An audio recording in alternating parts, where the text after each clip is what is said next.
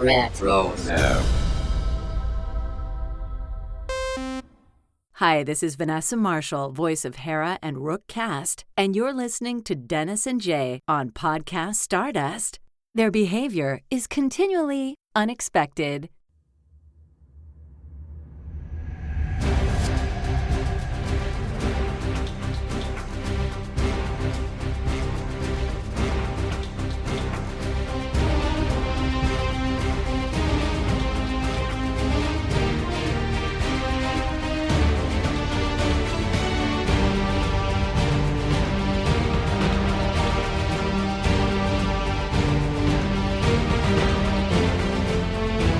Hello, and welcome to Podcast Stardust. This is the fully armed and operational podcast dedicated to Star Wars news, reviews, and discussion. I'm Dennis Keithley. And I'm Jay Krebs. And we are beginning our continuing our discussion of Skeleton Crew with this episode. I had to talk like a pirate. But first, matey, Jay, where can we found around the internet? Arg, me matey. I can't do it. We are very easily found on Facebook and Instagram at Podcast Stardust. I'll leave the pirate talking to you. Yeah, I know. I'm done. There's only so long I can do that. All right, the digital line, the signal's boosted to maximum output, the shield is down. We are now broadcasting to the galaxy. So we are continuing our discussion of the first two episodes of Skeleton Crew. The last episode primarily focused on the first one, but we got some overall thoughts for both these episodes, and we got to get through the details of the second one, which we're going to do here. So this will be a full spoiler discussion. If you want to hear our non-spoiler thoughts, then go back and check out the first 5 minutes of episode 817, where we shared those. And with that, let's get into it. Jay, you were starting to talk about our droid, SM-33, at the end of last episode. So take it away. What did you want to say about him? Oh, so you know me. I love my droids. And so, of course, right away, this one had my heart. And he's so unique in the way that even though he looks very familiar to other droids that we've seen and in kind of a hodgepodge in some ways, I just love the fact that he's sort of this almost, half skeleton, half pirate kind of droid, that he's got his singular purpose in life, and that is to serve as captain. And Fern just immediately takes over and says, well, I killed your captain, so that makes me your captain. He's like, oh, okay, aye, captain. But he's just all about the service, and he's ready to go. And he's so cool. I love the way he walks and limps and, does this thing, because he's only sort of, obviously he's got a peg there. Yeah, exactly. He's half there, but he's the perfect addition to the droid arsenal of Star Wars. But what were your thoughts? Yeah, I said this in the RetroZap Discord server. It's like every time I think Star Wars is done coming up with droids that I'm going to fall in love with, they come up with another one. And right? SM-33 is no exception. I thought he was fantastic. Yeah, for sure. His accent, the way he talks, is very much a pirate. If you haven't already caught on to this, his name is SM-33, which is essentially elite spelling of Smee, the first officer for Captain Hook, which is how they came up with that name. So that was a pretty cool addition. I love that. Like you pointed out, when Fern spins another one of her tales, I killed your captain, sliced him in the stomach and his guts came spilling out. And so now I'm your captain. She's just not afraid to stretch the truth to get what she wants and what she needs out of all these things. He buys into it. He's like, "Aye, Captain, what do I do with these, these stowaways?" And Nick Frost just did a fantastic job doing that voice. Yeah. They can't say enough about that. And just the way he just kind of stumbles around that ship, what's going on? He just, and then they say they want to go home. And so they put him in the captain's chair, and he starts, it's like, yeah, I can show you how to fly a ship. This is how you steer as I go to hyperspace. There's life support, blah, blah, blah. Just, flaps, rudder, steers, just, like, yeah, that's how you do it. And, why do we want? And then they want him to go back to At Attin. He's like, never heard of it. And so, they turn the ship around. He's like, okay, which one is it? He points to all those stars, and the kids are just beyond themselves. Yeah, where are they supposed to go? So at first I thought to myself, well, maybe he doesn't know where At Attin is just because he's lost some of his processing, the rat Mhm. ate some of it, or he's been out of it for a little while and everyone's gotten delusions of grandeur. But maybe it's just that process of his programming, kind of like if it isn't in the archives, it does not exist kind of thing. Sure. So, at first I thought, well, that's got to be the reason why he doesn't know where At Attin is, because how could you not know? Right, right. You know? But the thing is that, so, he's in this ship. When we meet him in the previous episode, he's got one hand clutching the latch for Mhm. that portal that they came in. And he's completely unaware that the ship crashed on this planet of At Attin. And then a little bit later, after everyone's blaming Wim for having gotten them into this predicament, and he kind of runs off upset, Neil goes after him, and we stumble upon what appears to be the remains of the pirate captain. He's got a sword run through him, and he's stuck up against a wall. Mhm. Another Goonies reference, Captain Willie. And then the other pirate is also decomposed, skeleton lying on the floor. And we'll learn some more things about At Attin in just a bit. I'm trying to keep this discussion pace kind of where we are with the shows as well. But yeah, he had no idea that he'd even been on At Attin. We don't know why the ship crashed, what the captain or his crew were fighting about. There must have been some sort of a mutiny there. But the droid, SM-33, was unaware that anything like that had just happened. All he Right. knows is that he woke up on the ship into the middle of space. Exactly. So we've got a couple different mysteries going on here. What is this ship other than it had a pirate crew, and why did it end up on At Attin? So stick a pin in that for a second. Mhm. Since they can't figure out how to get to At Attin, they're going to go somewhere to get directions. And SM-33 says, let's go to Port Borgo. What he neglects to tell them is that it's a pirate port Yeah. there. Which makes perfect sense I'm just gonna call him Smee. Yeah, Makes perfect sense to Smee because, I mean, that's just his culture, I mean, where right. else would you go? Well, he thinks they're pirates. They may be Yeah, short pirates, but he's that's what I under, mean. as Yeah, far as he knows, that Fern is the pirate captain.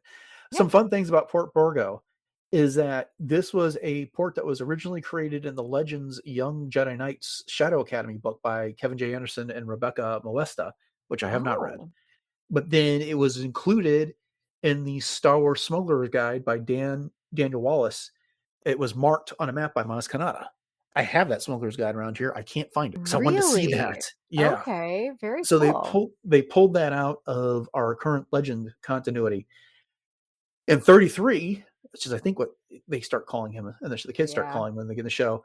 When he gets them to Port Burgo, well, after they get on the station, and so we're skipping a few things which we'll get to. At the end, Brutus, who's now the captain, and that's our Shistevan, the pirate, the Wolfman pirate. It's like he asks, like, "How did you all get past my cannons? How is it they're even here?" Because it's they got some automated defenses. They should not have been able to make it at all. So again, that kind of adds to the mystery of this ship. It was somehow tied up in all the Right. different pirate activity that's going on. Mhm. Mhm, and yeah, and how was it able to, like you said, kind of fly underneath the radar? Yeah. But perhaps my favorite cameo of this entire thing happens once they get to Borgo, and the little ferryman shows up in the ship to take them from their ship to the station. Mhm. That's the Teat character we were Yes. talking about in the news a few weeks ago. Yep. And I know at the time you hadn't seen the Battle for Endor, and I'm assuming you haven't had a chance to watch it since then because I know you've No, been I pretty haven't. busy. No. Yeah, but I was like, oh, there he is. That was so cool to see. Fun little cameo there. Yeah, and he gets very excited when Wim gives him those credits, and we don't understand why right at first. Like, we thought, "Oh gosh, boy, he must have just." I just kind of wrote it up to the fact that Wim didn't know, culturally speaking, how to tip, and so he Yeah, just gave it to him. And so he obviously probably gave him a little bit more than he should have, but it gave him a wasn't fortune. just that it wasn't more, it was what kind of tip. Yeah, Yeah, exactly. right. So they're there to ask for directions, and they don't really think anything of it other than the fact that they know that they don't realize it's a pirate base despite all the debauchery going on Right. around them, and they're supposed to stick together. But not 2 seconds after they say that, they all get split up, and Fern's looking for information, KB finds the little pink floating creature, which is a reference to Captain EO. If you ever had a chance to see that 3D movie, it was Oh, Michael no. Jackson's little sidekick character. Okay, So no. kind of funny how they made that canon. It wasn't even Star That's Wars cool. there, but Wow. yeah, Fuzzball was its name. But then Fern and KB meet back up, but Neil and Wim get themselves into some trouble when they sit down to order food, and that meal is just disgusting looking. Yeah. And Kinda Wim, reminded me of what, not to interrupt you, but yeah, in The Mandalorian when they had those, like, tubes and they would just bring down the gray slop and you'd have pieces, parts of different wigglies and wobblies, and, of yeah, course, Grogu was loving it, but yeah, and that was bad, but the presentation of this was just worse. Oh, yeah, yeah. The way they put it out there, and then so he goes to pay, and it catches the attention of everyone because he uses these Republic credits, and everyone's like, "Where'd you get these?" Because they're old Republic credits, and they're Mhm. worth a fortune. Right, And and what's they're great about minted. this is we get this pirate story, and it's like turning over doubloons, from some sunken Spanish treasure or whatever, Mhm, and without mhm. even knowing what they are. Yeah, and I'll tell you, without skipping ahead too much, At Attin, when the more and more I think about it, is almost like El Dorado in a lot of ways, Yeah. Yeah, you know? definitely so. Um, and we're gonna get to that conversation here in just a second. And so, Yeah, Wim makes a quick move by flipping the food over into the fire to create distraction so they can run off. But then, they run into the girls and, skipping over the Thielen one, which we'll talk about in just a second. And, the pirates surround them. SM-33 shows up and kind of puts the pirates in their place before he gets shot in the back here. But this is where we start getting all this discussion and this mystery of At Attin. We've been alluding to it over the last episode and this one so far. But mhm, it's supposed to be a mythological planet that is home to the eternal treasure. No one believes, again, it's a myth. No one believes it exists. No one knows how to get there. 33 didn't know anything about it, but these kids clearly came from there. And no one believes. I mean, there's a Thielen woman who's trying to help the kids out because this is no place for kids. Real quick, do you think she was genuinely trying to help them, or was she trying to scam them out of some money? I think a little bit of both, I think she did have a little bit of empathy for them just because they Mhm, were they were kids, but mhm. then I think when she realized what they had, that she wanted to try to, befriend them so that she could Yeah. swindle. Yeah, because she asked them, she's like, "This is no place for kids. Do you have any money? We need to get you on a transport." And Right. they didn't, Fern and KB didn't have any money. But just that whole mention of asking for money, it's like, is she really just trying to get them or trying to get them to like expose whatever money they have so she can Mhm. take advantage of? I'm not sure. I want to believe that she had their best interest at heart, but we'll find out. Right. Um, but again, these pirates are all like, where'd you come from? What is this? What do you know about Ada? And how'd you get these Republic credits?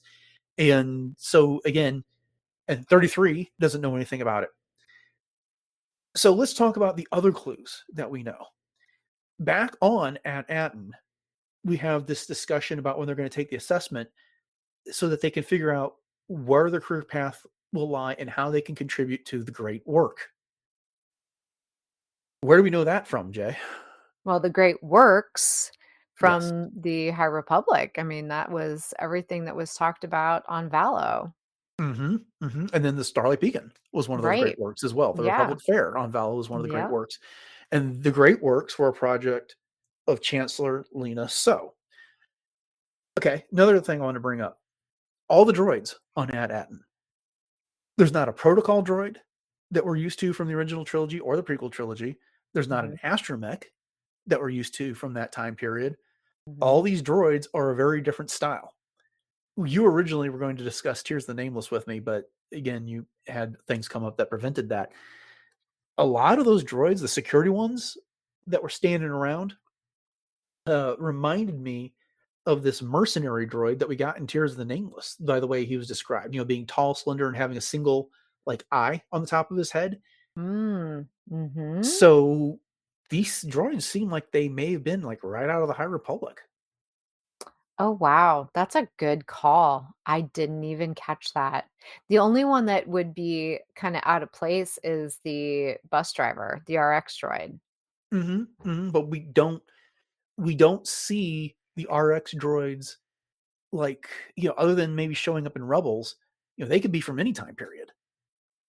That's You true know, too. we Mhm. don't know exactly how the speaking of that RX droid, that was so cool to see. Interesting. Oh, Little yeah. Rex. That was, With the gum yeah, all over the back of it. yeah, that was fun. Too cute. Oh my gosh. But yeah, I mean, that's such a great observation. Hmm. And that's making my brain pan wheels really turn in terms of, how is this world almost frozen in time in a lot of Well, ways. And yeah, go the ahead. mystery deepens because it's surrounded by this barrier that prevents the kids from seeing the stars until they flew Yeah. through it. And so I'm assuming it works the other way too. Mhm. That you can't see the planet due to the barrier. Mhm. Almost like a camouflage. Yeah, yeah. And Interesting. Yeah. this one is a bit more convoluted. But, during the High Republic, we had the storm wall go up. Now, this barrier Yes. doesn't prevent people from going through it, but it is a similar idea. It cut off Mhm. this planet from the rest of society. And furthermore, those droids tell Wendell when he's out in the forest looking for the kids that ships are not allowed to land or take off from this planet and go through the barrier. Right.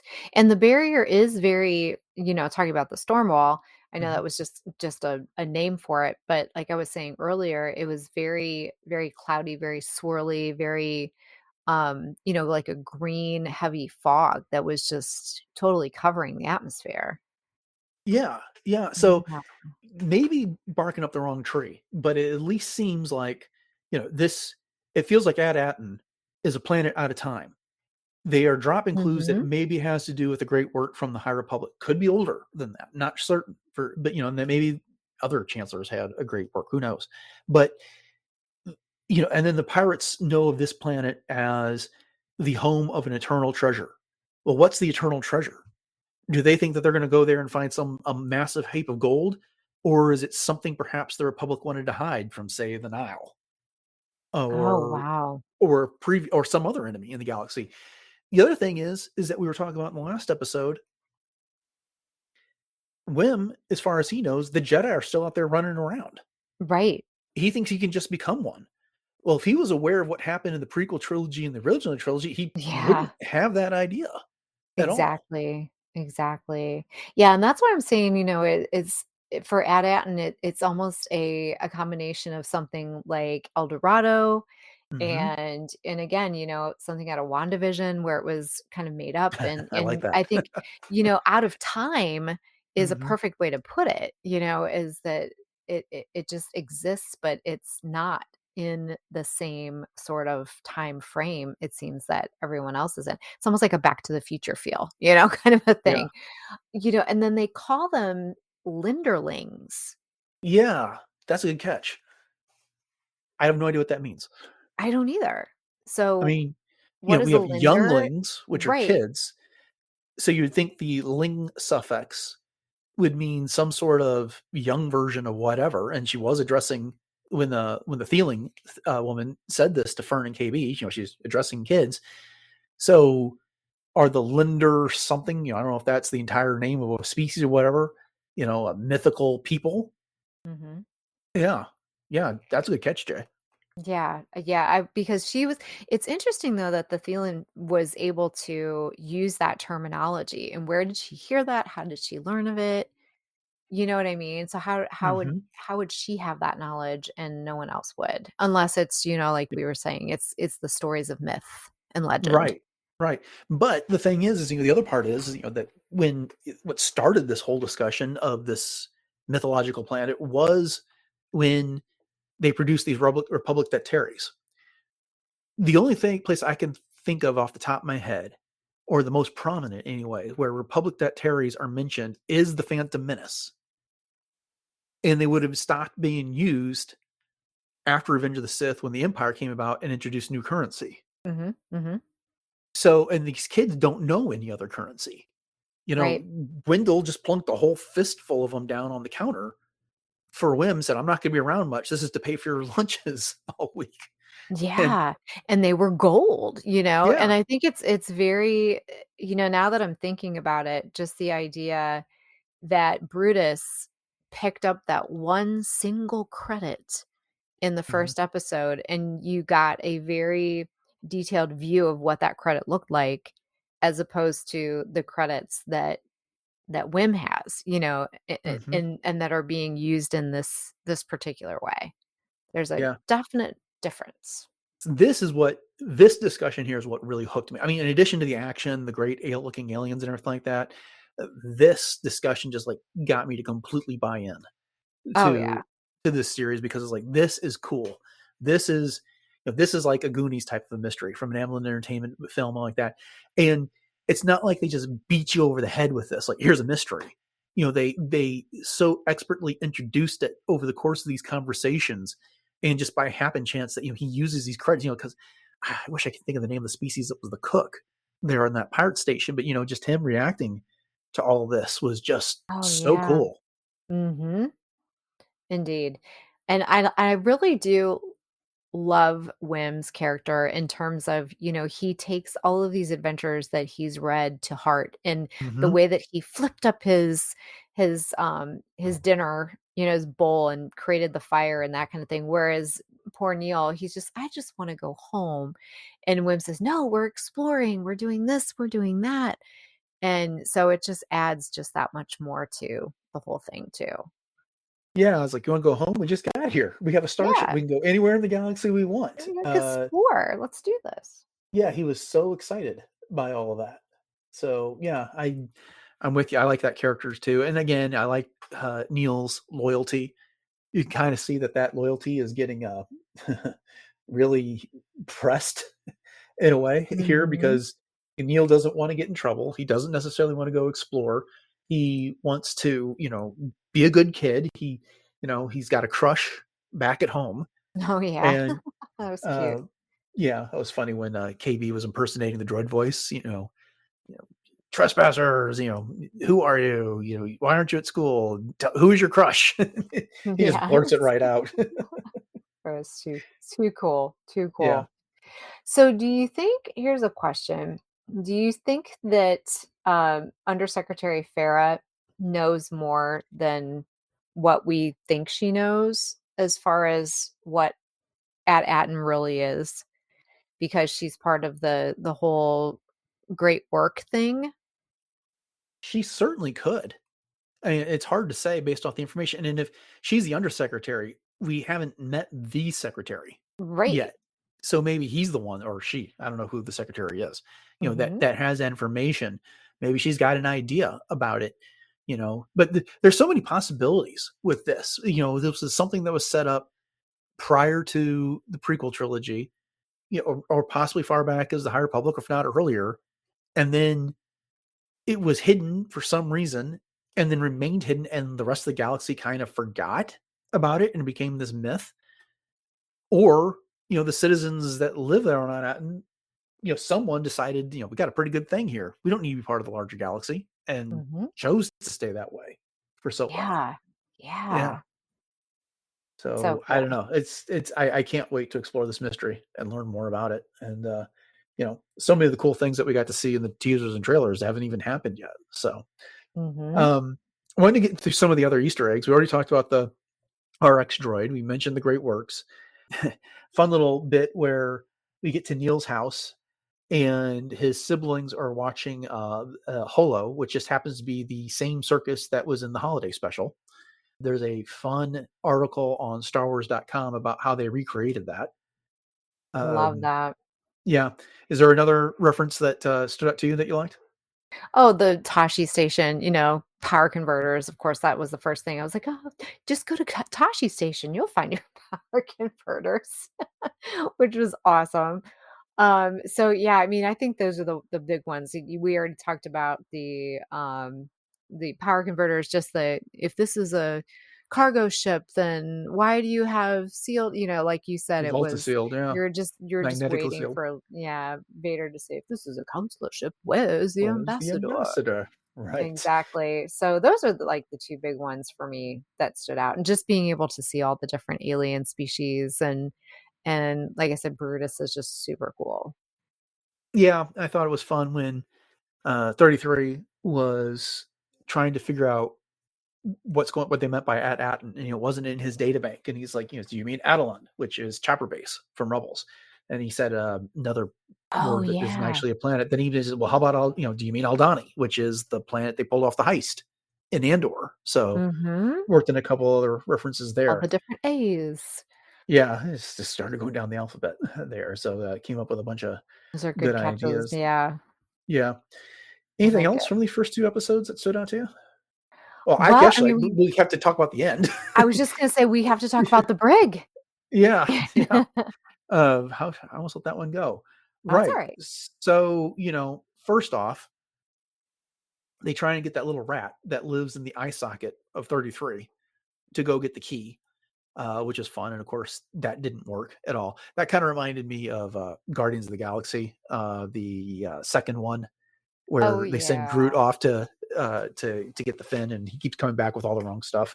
Right. Um, but then Jod shows up, and he tells them that he can help them get to their ship and get home.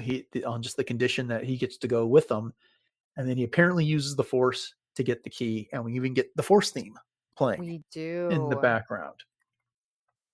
So, I mean, we already talked about this in our last episode that we're pretty sure that he was Captain Silvo that got mutinied against by his crew.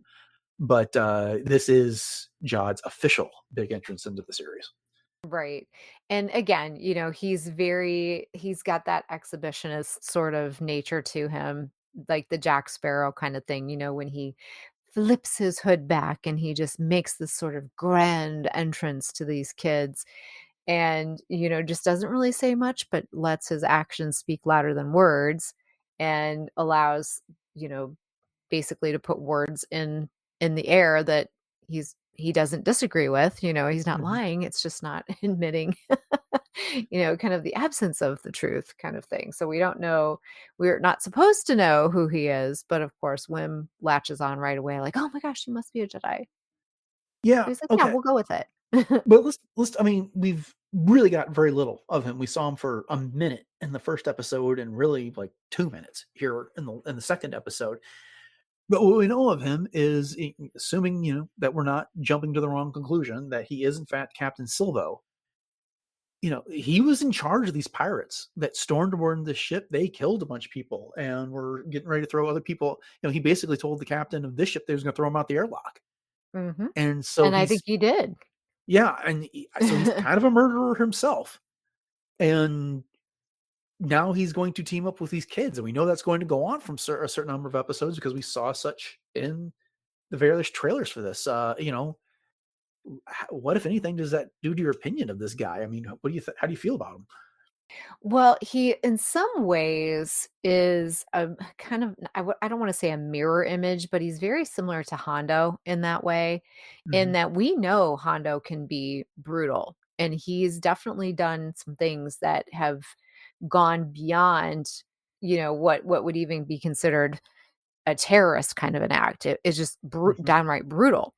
But yet again, he's got the heart of gold and he's willing to be loyal if loyalty is given to him, but not necessarily with no ulterior motive, you know what I mean? So I think that Hmm. Jad is going to be very similar to that in that, he's always going to put his selfish interests first and he's not going to be above doing whatever it takes, even if it's brutal, but he's gonna end up softening up to these kids. And we see that even, I mean, that's not a spoiler. We've seen that in the teasers and that type of thing that it seems that that's they end up getting his heart kind of thing.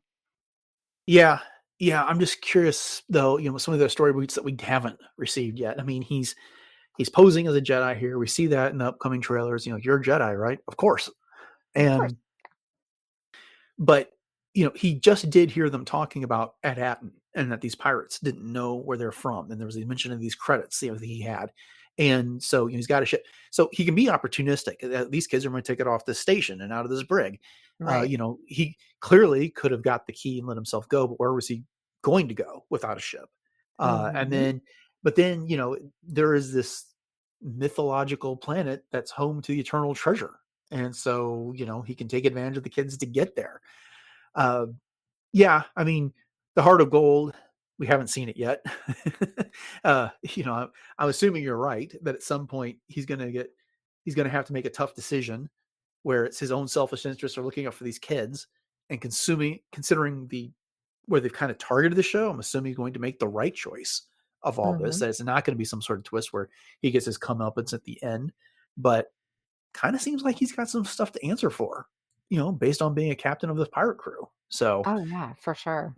we'll see what happens with that. But Indeed.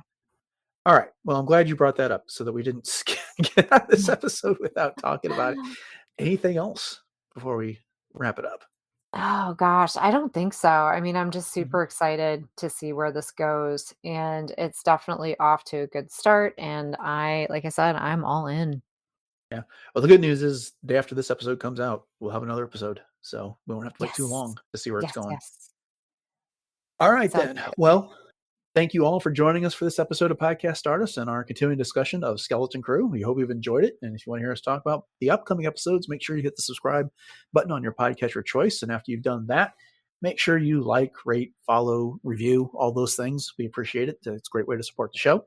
And you can find our entire catalog of shows over on retrozap.com. That's all previous 817. And while you're there, you can find some other great shows covering all kinds of things like superheroes, as they do on Agents of S.H.I.E.L.D. Case File and Superhero Suite, animation like they do on Animaticast, more Star Wars on Brews and Blasters, collecting with Dork Lair, Dune on Dunecast, all kinds of pop culture and retro stuff on Enjoy Stuff, the Love, Death, and Robots series on Love, Death, and Robots Plus, and of course Star Trek over on Work Trails. And then again, we appreciate your ratings and reviews. Apple Podcasts is a great place to do that. That drives the algorithms for everybody.